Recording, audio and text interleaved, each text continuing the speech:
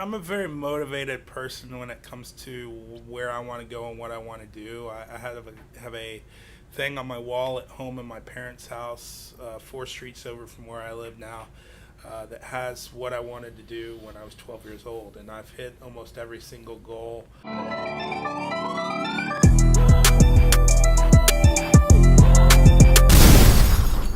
Matt, great to have you on the Fit Team show. Thank you, Look forward Chris. to learning a little bit more about yourself, hearing your story. What we like to do is just start back at the beginning. So if you would tell us a little bit about your childhood, where you're from, and some hobbies you had growing up.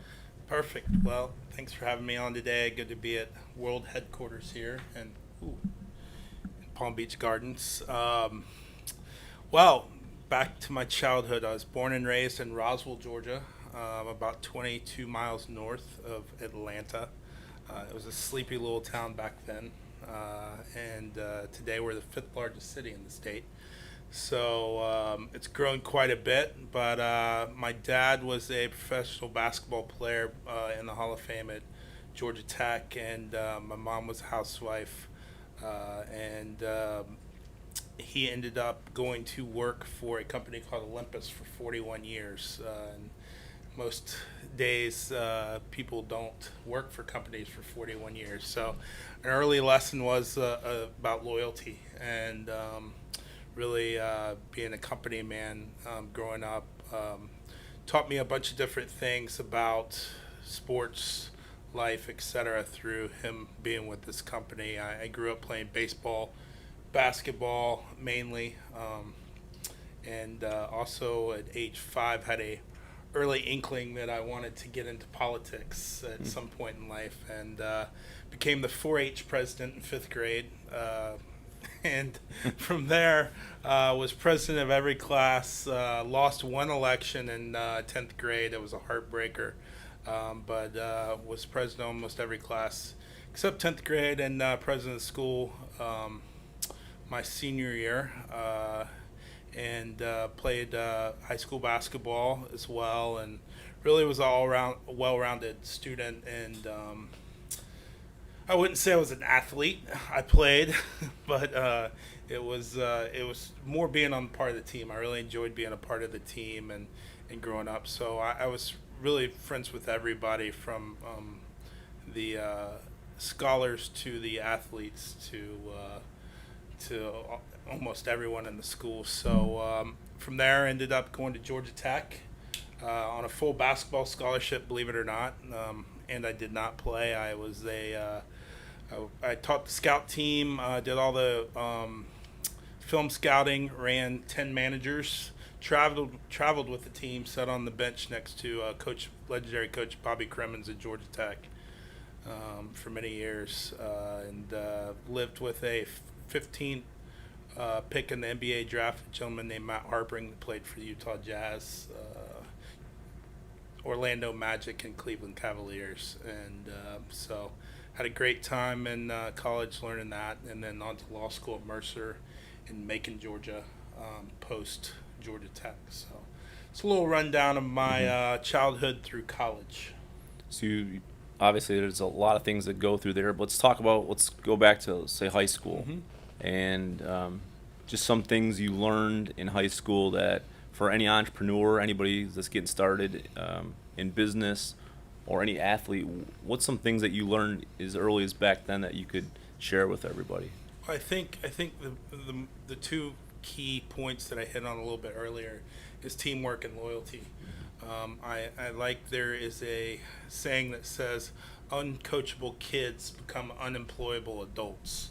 And looking back at the kids that would not take direction, weren't coachable, I think it was a tougher road.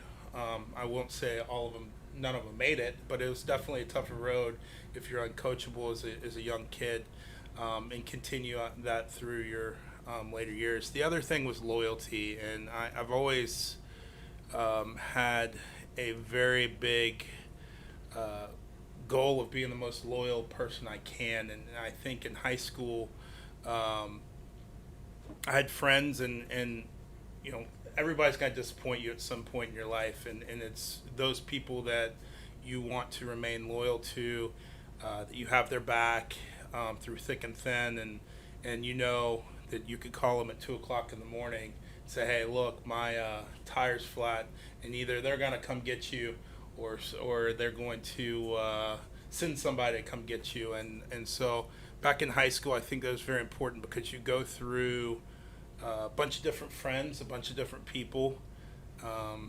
and you've got a lot of different hormones running through you back then, and it's hard to you could really start holding grudges at a young age, and take that on with you. So I think loyalty and teamwork would probably be my two most important lessons learned back then. We're definitely going to get into teamwork a little bit later, but let's talk about coachable and loyalty. So coachable, I love it, because I always ask people, are you coachable? And I say it's yes or no.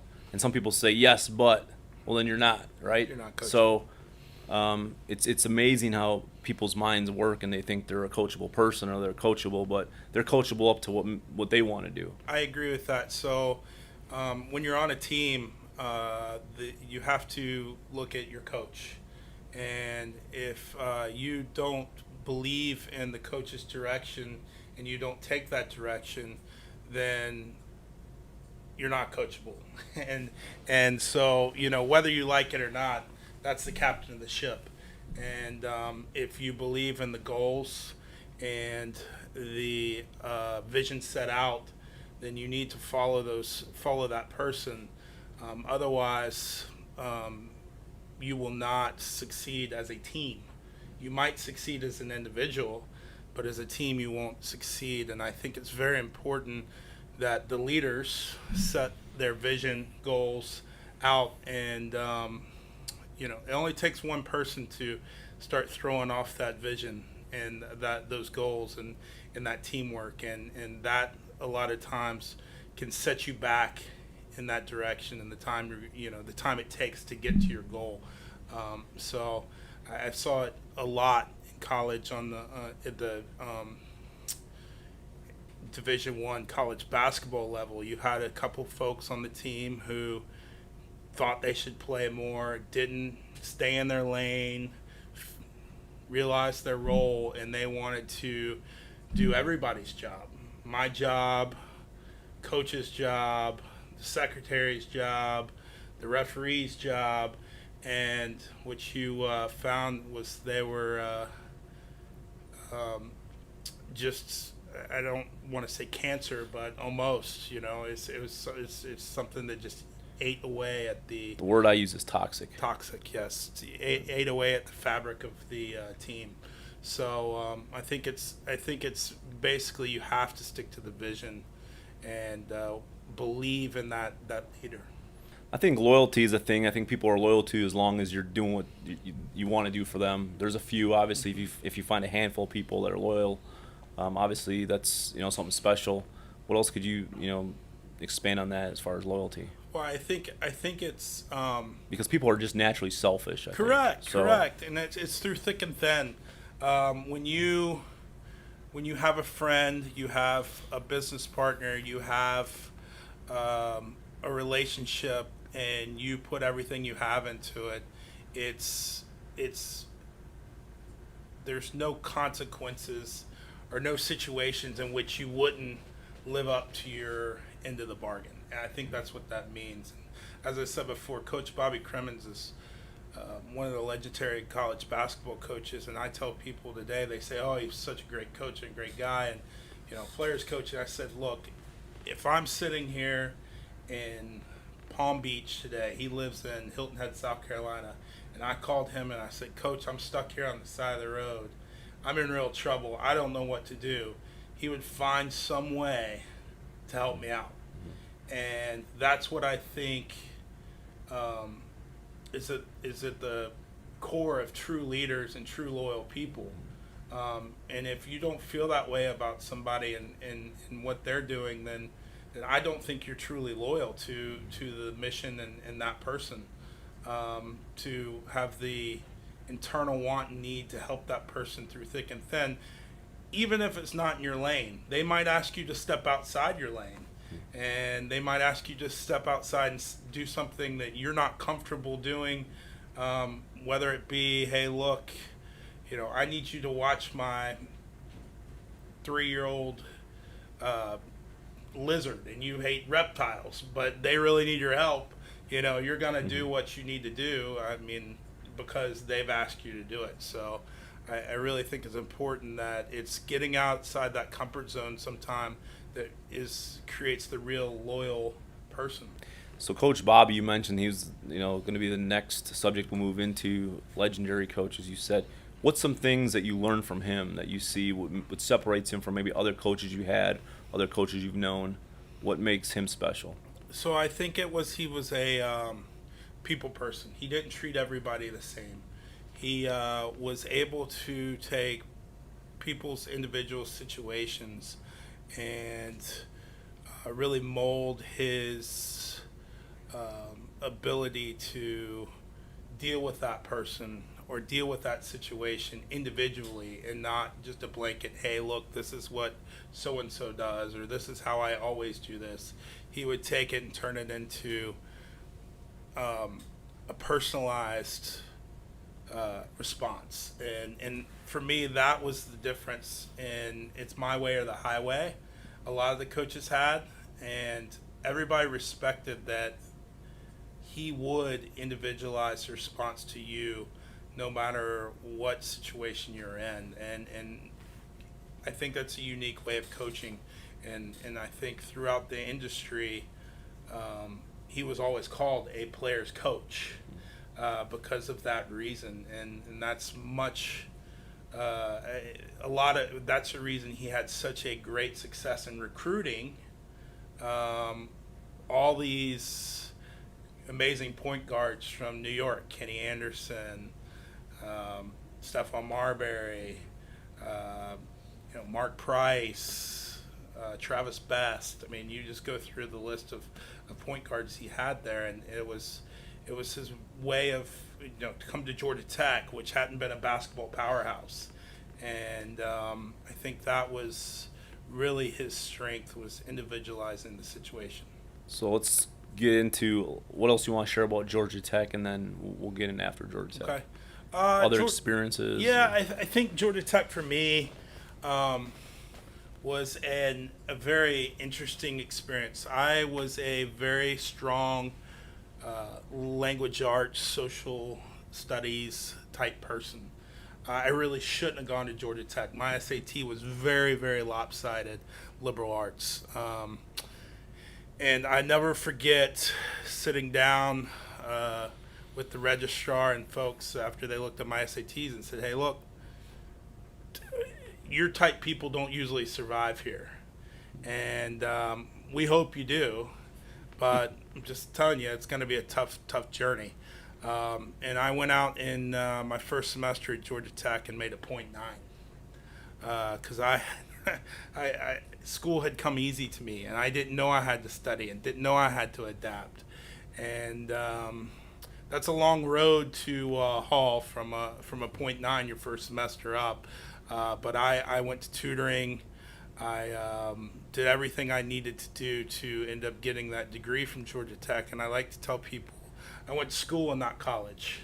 I didn't have a traditional college experience. I was at the gym in the mornings, running individual workouts, at the gym late at night, cleaning up from practice, breaking down film, in tutoring, and just learning, hey, look, how to survive. And I think if you can go through a college experience and learn how to survive while excelling at the stuff you have your passion for, then I think it's a very important lesson in life, because things don't always come easy, even though you might think they will, and it might not be set to your goal, your specific talents, but if you work hard enough, you'll be able to fight through it. And I think Georgia Tech, for me, taught me how to survive in life.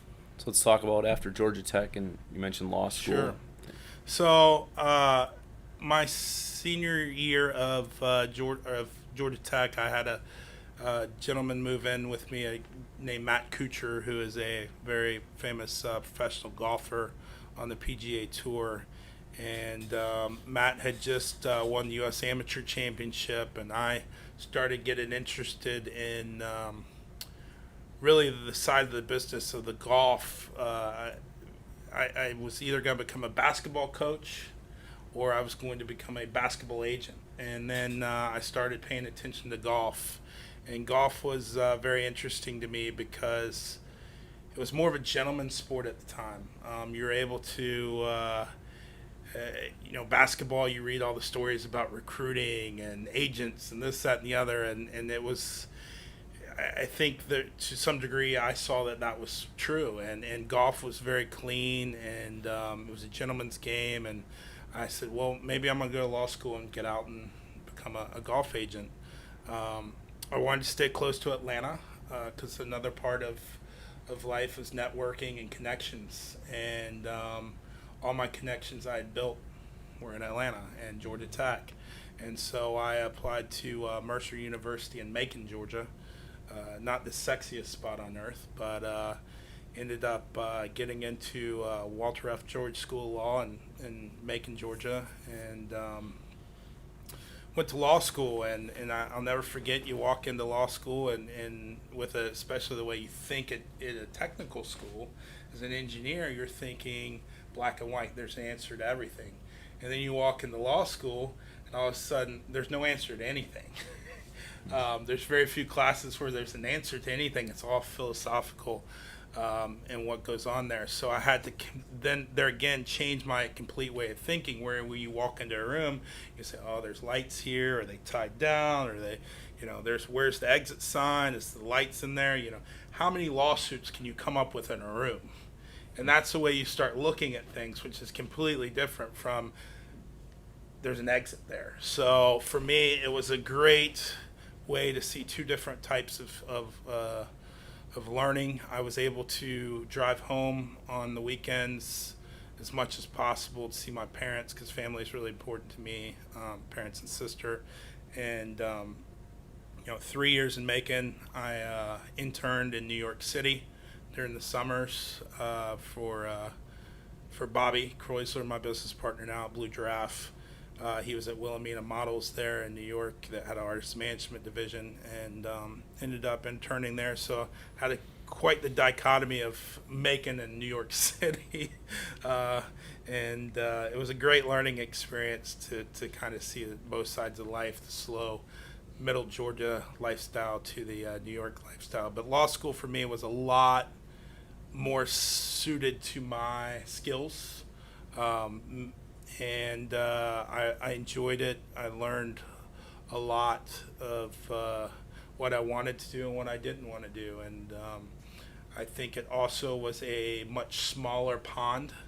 There were I think we graduated with 128 or 129 students. Started out with 158, whereas at Tech, it's much bigger than that. So it was a very close-knit group of folks.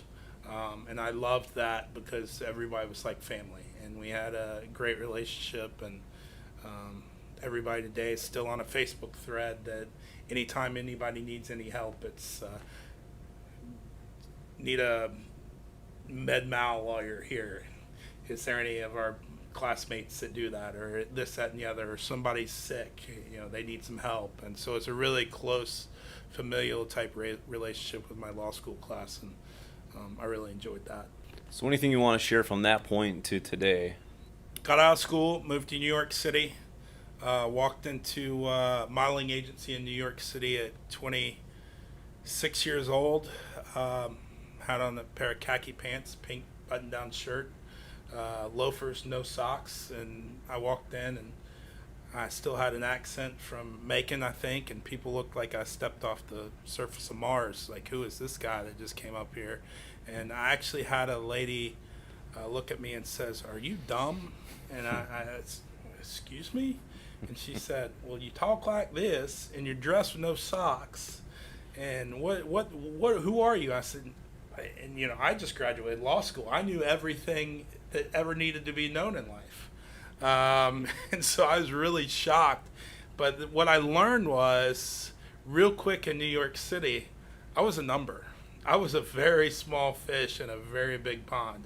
There, Donald Trump, there's people bigger than Donald Trump. There's people bigger than George Soros. There's people bigger than Mike Bloomberg. It was a city in which you were only as important as you thought you were, because nobody else really thought you were that important.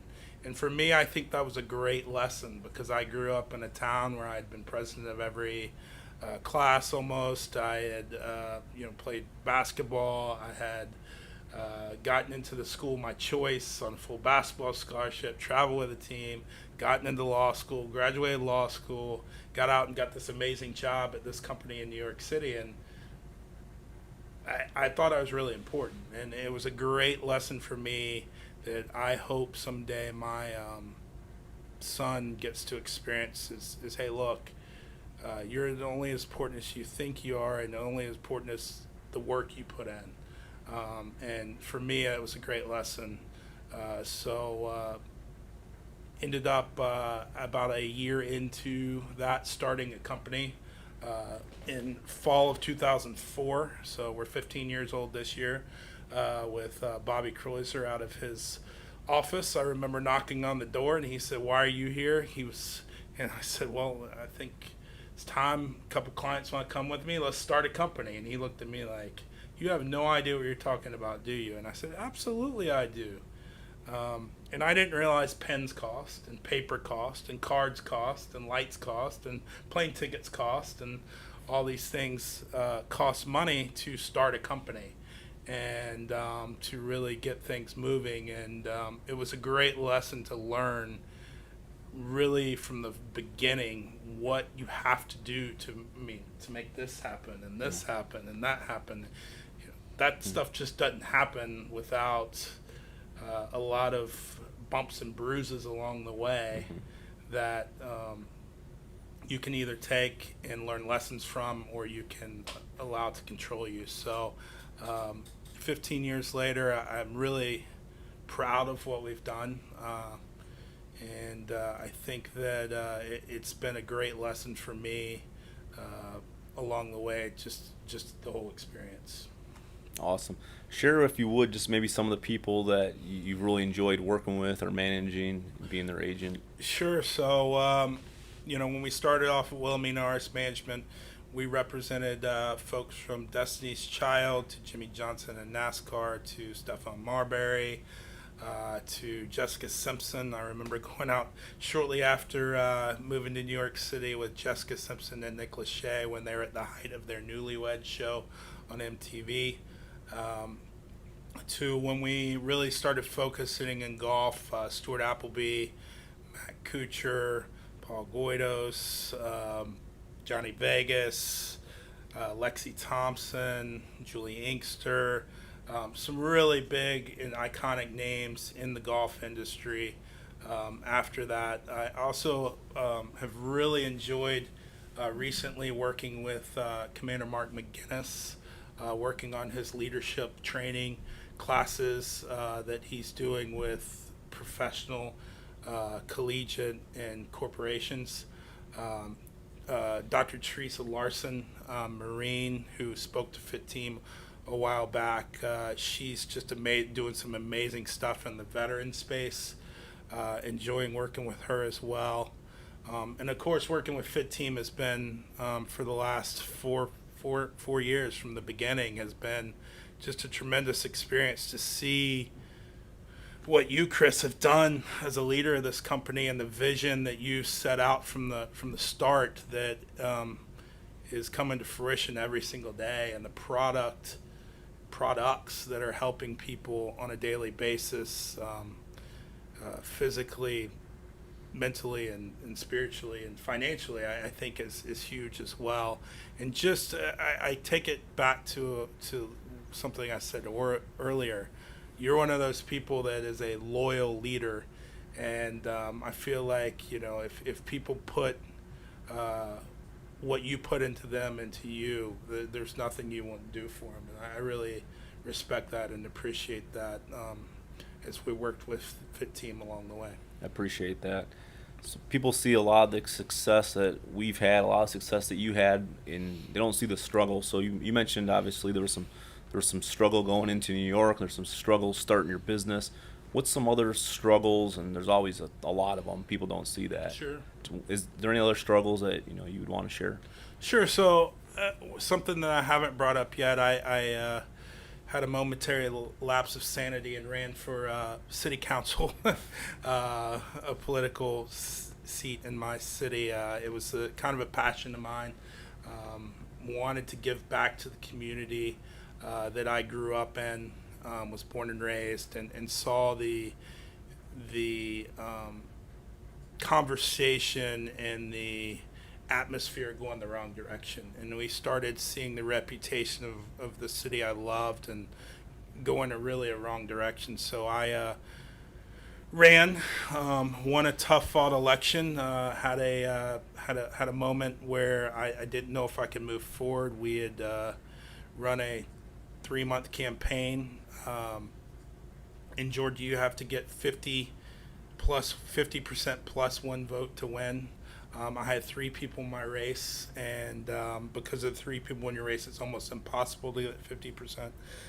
Ended up missing, I believe, by 48 votes out of almost 16,000, I believe it was. But to go and had to go to a runoff, so I had to run another month, almost a month and a half for council.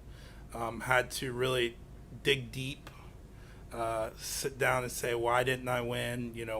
Am I going to do this and finish strong? So that was a setback, and then you get into office, and you take a lot of hits on a daily basis, right or wrong. You're in the public eye, and people want to bring you down. Some people want to bring you down, even though you feel like, hey, I'm doing the best I can for this city and for the citizens, and it's really tough, I think, when you wake up and you say, am I doing the right thing? And you have to really dig deep and take a moment of clarity and believe in your mind, hey, yes, I am, and know that your morals and your integrity and your loyalty to the city will pay off in the end, no matter what's thrown at you. And so the politics thing has really taught me so much in the year and a half that I've been in the realm, that I would have never known otherwise. If you want to see who's really with you, jump into politics. You'll find out real quick, right? No doubt. So we talked about teamwork. I don't know if you want to talk about some of the people behind the scenes in your political career, or if you just in general throughout your life, some people that you can count on or you've learned from. We talk about teamwork. So anything along teamwork do you want to mention? Sure. So I think I've seen it a lot. First off, I think your family. Without your family, without your wife, without your kids, without those around you to support you, they always say, behind every successful man's a successful woman, or strong woman, or vice versa behind it. And I think that's really important to have that basis and have that grounding. I think your friends, if you keep loyal friends around you, that you don't have to worry if they're going to be there when the chips fall. That helps a lot as well. But then if you look at something like a city council, you're throwing 6 members who are completely different onto a team that has to compromise to get to where you need to go for the betterment of the city. And what I've seen over the past year and a half is some people are out for themselves, and there's a lot of I did this, I brought this up, and what I learned is when I go look at city staff, when they hear they are working every day to please the elected officials and please the city of Roswell. And when they hear they get turned off and demotivated. So for me, I've just started a hashtag. of all my posts that I do with the city called Team Roswell. I'm from Roswell, Georgia, and that's what I really feel like we need to become in the city, and we need to get rid of the I. I did this, I did that, because last time I checked, it takes 4 votes to get anything through.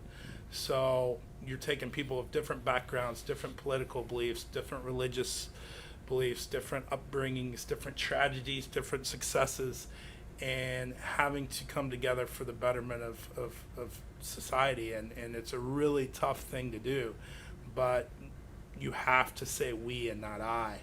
And the teamwork thing is really highlighted itself there, because you can get caught in the weeds and tumbling around and not move as fast as you should be able to without the we. We talk about that all the time at FITTEAM, and it's my team. No, it's our team. And people recognize that. And sometimes when you just get started, people are their ego gets in the way. And sometimes when people have success, they have their ego gets back in the way. But we're always constantly reminding people it's we, it's a team. So that's a great point. What people look up to you, obviously, being a sports agent, being a councilman, and Paul. How's that feel, and is that something you always thought because you were a president back in high school and stuff like that, or is it Yeah, I'm a very motivated person when it comes to where I want to go and what I want to do. I have a thing on my wall at home in my parents' house, 4 streets over from where I live now, that has what I wanted to do when I was 12 years old, and I've hit almost every single goal, except for President of the United States and astronaut. Those were way those were way down the line. I'm not saying I might not get there, but I did have those goals. I did have Georgia Tech. I did have law school, and I did have president of this class, that class, etc. And I hit those goals, and I think it's very important to be goal oriented. But it is it's something that I feel proud about. Is look, I've hit these goals, and there's a responsibility that comes with it. And I look at my son, and sometimes he'll say something like, "Daddy, you can park there." I said, "Coleman, I can't park there." He said, "Well, you're a councilman. You can do anything." And that's I have to explain to him that's not the case, but it's that pride that I want him to have growing up. Is, hey, look, my daddy was a councilman. I want to live up to what he does. I want to make him proud, and I think that's something that I've really carried throughout my life is making my parents proud, making my family proud, and making my community proud. I see ladies that taught me in elementary school now, and they said, they say, "Matt, we knew it. We knew you were gonna get there," and that really makes me very happy. But helping others, my goal this next year is to go back into the high school where I went to, in the elementary school and the middle schools, and tell these young kids, hey, look, you can do what I've done and more. I have no problem with people outperforming me, my friends, or they make more money, or people. I'm happy for them. I'm not a jealous person when it comes to people succeeding. I want people to succeed to their maximum benefit, but I want to give back, and that's kind of where I am in my life now. Is I've done a lot. I still have got a lot to achieve, but I also want to give back and let some of these folks know, because I think it's really hard being a young kid these days. Everything you do is on a phone. Everything you do, your successes, your failures, your breakups, you fall in class, somebody's going to video it, and it's going to be throughout the school. So letting them know that there's temporary setbacks, but you can get to where you want to be. I was sitting in the same seat you were 40 years ago, 30 years ago. So that's kind of where I am. But it is a honor to do what I'm doing these days. Awesome. Well, any last words you want to share before we wrap up? Anything that you haven't mentioned coming in that you were thinking that you'd want to mention? No, this has been great. A lot of fun. Thanks for having me on. I know you had J. Marie Green and Nicholas Thompson on recently, and I look forward to seeing some more of the talent you have on. I think that the only thing I would say is being part of this organization in any way I've been has been an honor. I think that you're dealing with people that are the loyal leaders that are at the top of that food chain when it comes to wanting others to succeed in all the different ways you're allowing them to or helping them to. This podcast and all the different exciting things that we've been talking about, things are just getting better. And I know that the FITTEAM family and FITTEAM Nation has some really cool things coming up, and I look forward to growing with everybody. So Awesome. And it's definitely getting better every single day. And I think the people that continue to focus on helping others, like you said, it's not about I. Sometimes people get stuck in that, and it's going to stunt their growth. And that's where they're going to stay until they figure out it's about going to help other people, and then they're going to be able to expand and grow from there. But we appreciate you having on. We appreciate everything you've done for FITTEAM, and look forward to working with you, and we'll see you around. Absolutely. Thanks, Chris. Awesome. Thanks.